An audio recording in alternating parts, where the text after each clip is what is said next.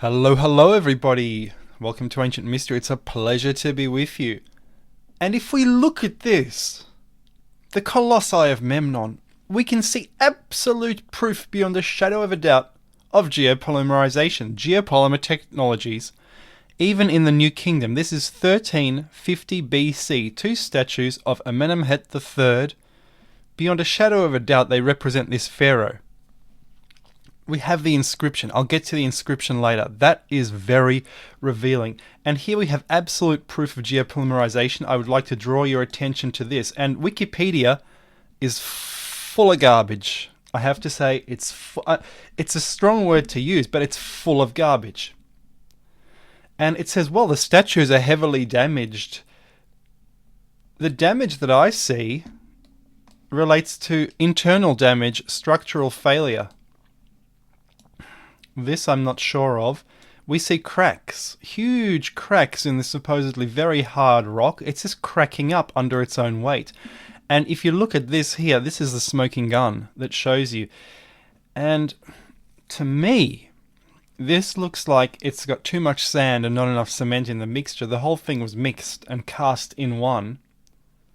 Here, in a workshop, here, right here.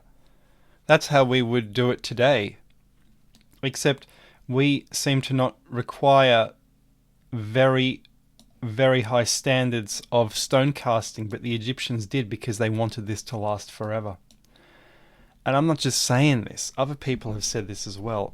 This was a theory of Professor Joseph Davidovits as far back as the 80s, the 90s, and it's gotten very little attention. And Wikipedia, they say these were dragged from 600, 700 kilometers away.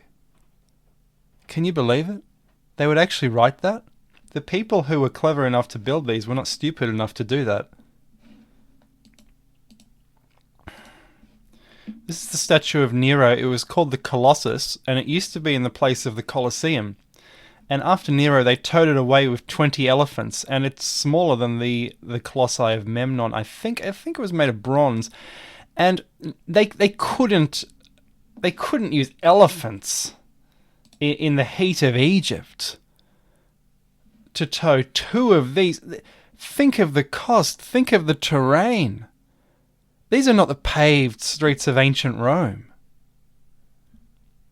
This is just, it's unbelievable they would come up with this. Now, this here, ignore the top of this. This is rebuilt after an earthquake. That's different. And the people who rebuilt it, they didn't know how these were done initially. I'd like to draw your attention to, and I'm going to paraphrase, an inscription. This is from the builder. The builder has left us an inscription. My master. And I'm just going to paraphrase this. The Pharaoh Amenhotep III appointed me the head of all works. I haven't copied what others have done, and no one before me has before done such a thing since the founding of the two earths. I'm not sure what he means by the two earths. And he says, I have carried out these works to make a huge pylon 40 cubits tall.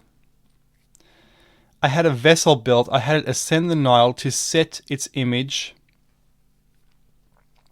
in the great temple, according to our calculations, with the same technology as that used for the baking of bread. To those who will come after us, here is what I will say.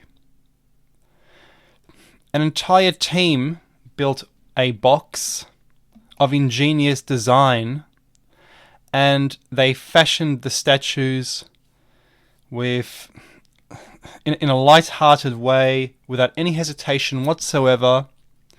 And then the words are all wrong, you see, and then they worship the perfect image of the God thus created. The words are wrong. It's more like they marveled at the image, but the translators have got it wrong because they don't know the context and they think everything is prayers and religion. But it's actually technical words, and we don't know what these words were.